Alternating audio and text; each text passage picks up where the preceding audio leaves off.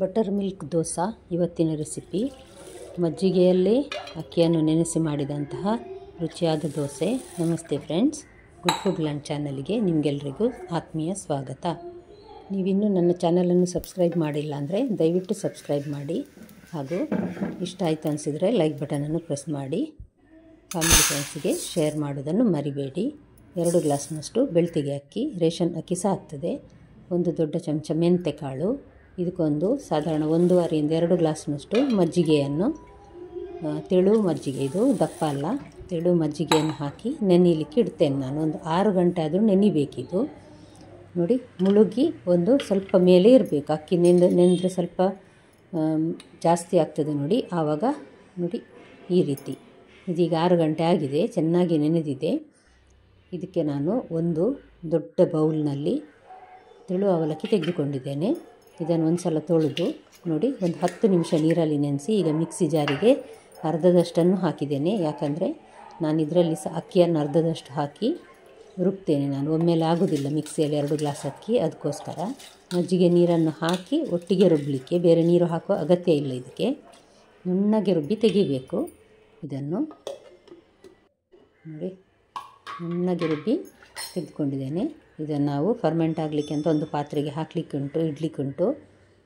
ಉಳಿದ ಅವಲಕ್ಕಿ ಮತ್ತು ಅಕ್ಕಿಯನ್ನು ಅದೇ ಮಜ್ಜಿಗೆ ನೀರಲ್ಲಿ, ನೆನೆಸಿದ ಮಜ್ಜಿಗೆ ನೀರನ್ನು ಹಾಕಿ ಚೆನ್ನಾಗಿ ರುಬ್ಬುವ, ನುಣ್ಣಗೆ ರುಬ್ಬುವ ಮಿಕ್ಸಿಯಲ್ಲಿ.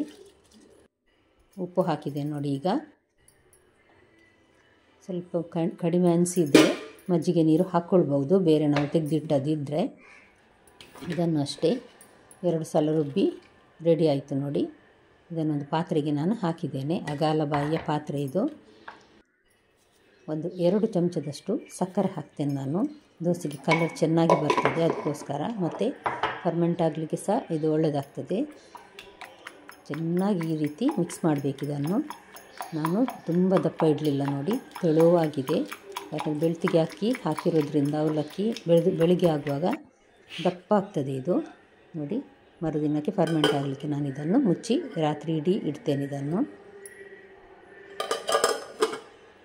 ಮರುದಿನ ಬೆಳಿಗ್ಗೆ ತೆಗೆದು ನೋಡಿದರೆ ಒಳ್ಳೆ ಹುದುಗು ಬಂದಿದೆ ನೋಡಿ. ಈಗ ಫರ್ಮೆಂಟ್ ಆಗಿದೆ, ನೋಡುವಾಗಲೇ ಗೊತ್ತಾಗ್ತದೆ ದೋಸೆ ಹಿಟ್ಟು ಎಷ್ಟು ಚೆನ್ನಾಗಿ ಬಂದಿದೆ ಅಂತ. ನೋಡಿ ಎಷ್ಟು ಚೆನ್ನಾಗಿ ಬಂದಿದೆ ನೋಡಿ. ಚೆನ್ನಾಗಿ ದೋಸೆ ಹಾಕಲಿಕ್ಕೆ ಆಗ್ತದೆ. ಇದನ್ನು ಒಳ್ಳೆ ಸಾಫ್ಟಾದ ದೋಸೆ ರೆಡಿ ಆಗ್ತದೆ, ಮಜ್ಜಿಗೆ ದೋಸೆ. ಈ ಸೆಕೆಗಾಲದಲ್ಲಿ ಅಂತೂ ತುಂಬ ಒಳ್ಳೆಯದಿದು. ನೋಡಿದ್ರಲ್ಲ ಫ್ರೆಂಡ್ಸ್, ಐರನ್ ಕಾವಲಿಯನ್ನು ನಾನೀಗ ಬಿಸಿ ಆಗಲಿಕ್ಕೆ ಇಟ್ಟಿದ್ದೇನೆ.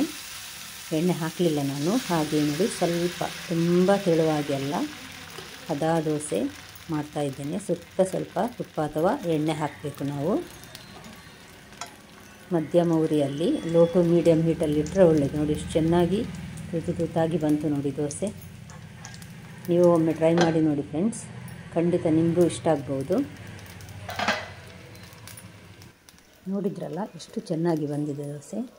ಇವಾಗ ಇದು ಬೆಂದಿದೆ ಕೂಡ. ಇದನ್ನು ತೆಗೆದಾಯಿತು. ನಾನು ಇನ್ನೊಂದು ದೋಸೆಯನ್ನು ಹಾಕ್ತಾಯಿದ್ದೇನೆ ನೋಡಿ. ಇದೇ ರೀತಿ ತುಂಬ ತೆಳು ಸಹ ಅಲ್ಲ, ತುಂಬ ದಪ್ಪ ಸಹ ಅಲ್ಲ. ಎಣ್ಣೆ ಅಥವಾ ತುಪ್ಪ ಹಾಕಿ ಮಾಡುವ ಈ ದೋಸೆಯನ್ನು. ಮೇಲ್ಗಡೆ ಸ್ವಲ್ಪ ತಿನ್ನುವಾಗ ತುಪ್ಪ ಹಾಕಿ ಯಾವುದೇ ಒಂದು ಚಟ್ನಿ ಅಥವಾ ಸಾಂಬಾರು ಜೊತೆ ತಿನ್ನಲಿಕ್ಕೆ ತುಂಬ ಒಳ್ಳೆಯದಾಗ್ತದೆ. ಸ್ವಲ್ಪ ತೂತು ಬಂದ ಮೇಲೆ ಮೇಲಿನಿಂದ ಮುಚ್ಚಳ ಮುಚ್ಚಿ ಬೇಯಿಸಿದ್ರಾಯಿತು ನೋಡಿ. ಸಾಫ್ಟಾಗಿರುವ ದೋಸೆ ರೆಡಿ ಆಯಿತು. ಹಾಗಾದರೆ ನೀವು ಖಂಡಿತ ಮಾಡ್ತೀರಿ ಅಂತ ತಿಳ್ಕೊಳ್ತೇನೆ ಫ್ರೆಂಡ್ಸ್. ನಿಮಗೆ ಈ ವಿಡಿಯೋ ಇಷ್ಟ ಆಯಿತು ಅಂತ ತಿಳ್ಕೊಳ್ತೇನೆ. ಇನ್ನೊಂದು ಹೊಸ ವಿಡಿಯೋದೊಂದಿಗೆ, ಅಡುಗೆಯೊಂದಿಗೆ ಮತ್ತೊಮ್ಮೆ ನಿಮ್ಮನ್ನು ಭೇಟಿ ಆಗ್ತೇನೆ. ನೋಡಿದ ಎಲ್ಲ ವೀಕ್ಷಕರಿಗೆ ಧನ್ಯವಾದ.